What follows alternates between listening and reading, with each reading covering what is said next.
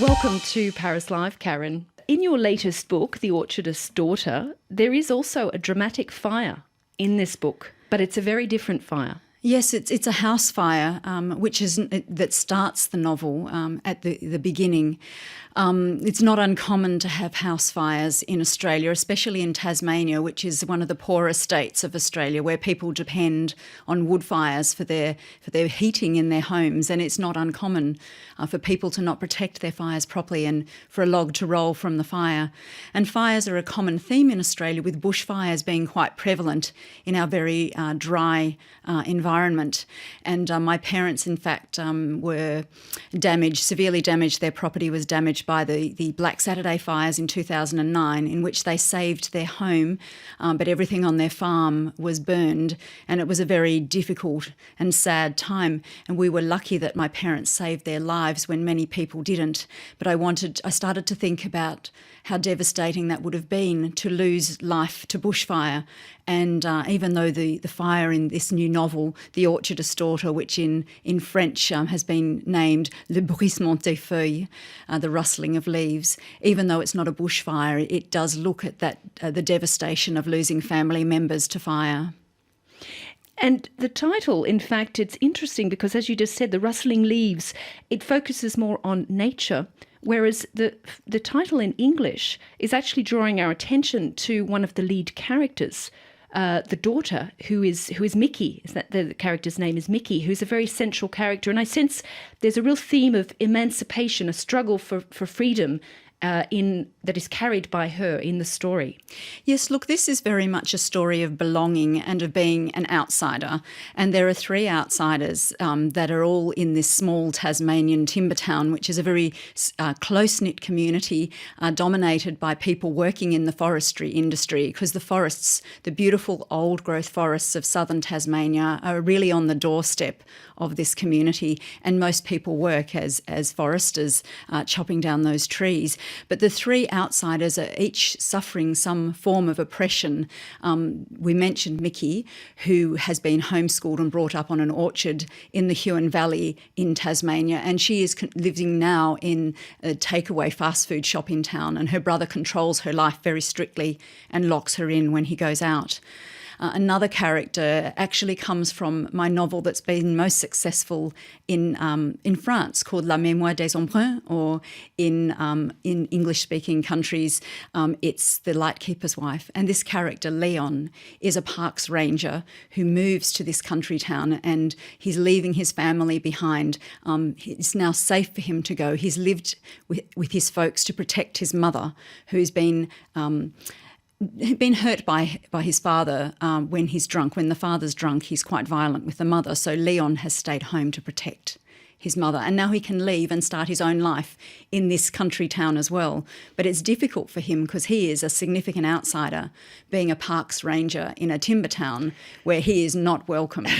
And then there's a young 10-year-old boy who lives next door to Leon. His name's Max, and he loves dogs. He's quite a gentle child, not very good at sport, even though his father would like him to be, and he's being bullied at school. So each of these characters in some way is being oppressed, but each finds small ways to be powerful or to connect with other people in the community, to find ways to be accepted and to be free.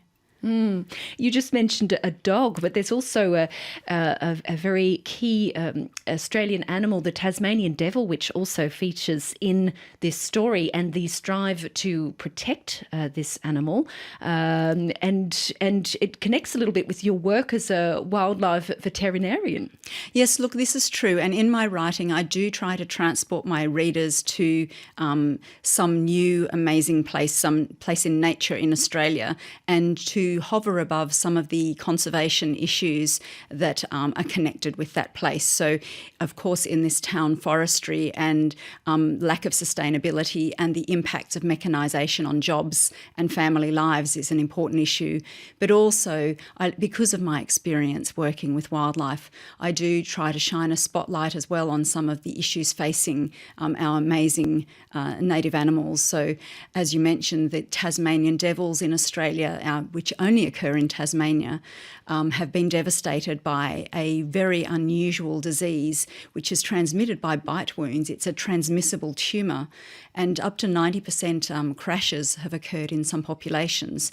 There's some evidence now that they may be adapting to deal with the disease and it won't wipe them out. But it's been a very serious problem for Tasmanian devils for the last 15 to 20 years.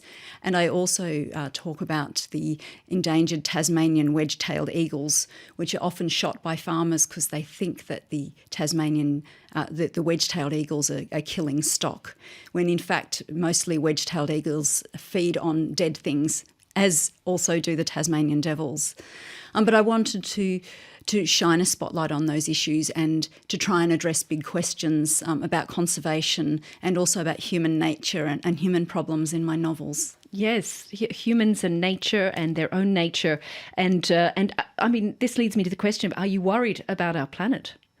As someone who's worked in nature, who loves the forests, who is always outdoors. Yes, well, I do love the natural environments, and I think the French really appreciate nature as well. And yes, I am worried about our world, and I do hope, it's a remote hope, I suppose, but an ambitious hope. But through my writing, I hope to reconnect people with wild places and to remind them how special those places are and the things that we can gain from spending time in nature, that feeling of peace and solitude and even healing that we can gain in that quiet space and appreciation of the grandeur, I suppose. In this novel, you know, I'm talking about trees, the mountain ash trees, or swamp gums as Tasmanian calls them. They're huge eucalypts up to 100 metres tall and 300 to 500 years old, which is longer than white humans have inhabited Tasmania, which is just over 200 years. There's a great humility that can be felt in the presence of nature. And I often hope that if people go back out and enjoy those places in nature, they may care about them enough to try and save them. And literature is another important theme in this novel, and I think the French really appreciate literature as well. And I've tried to thread the importance of literature in learning about life. It's been important to me growing up to read wonderful classic novels. And so for this character, Mickey, who we mentioned, who is very controlled by her brother, she loves novels and she loves books. And when she does find a way to get out, she connects with a lady who introduces her to books as a way of learning about the world and about life. And I was very delighted to include the Le Petit Prince as one of the novels that she finds useful in her journey towards freedom and learning about herself. So, speaking of connection, our young people, the young people of today, are very much faced with this connection of social media. And I was wondering, with the advent of social media, since you've been writing, how has that changed your interaction with your readers and perhaps bringing in to the discussion your readers from different countries? Yes, look, I do try to make myself quite available via social media for people to write to me or via my agent in Australia via email, and I always try to answer any readers that contact me. And so, yes, I've been delighted to receive messages from my French readers in particular, and sometimes from Italian readers and Spanish readers. I think I've now been translated into about 8 or 9 different languages, which is just delightful to see my books out there connecting with people around the world.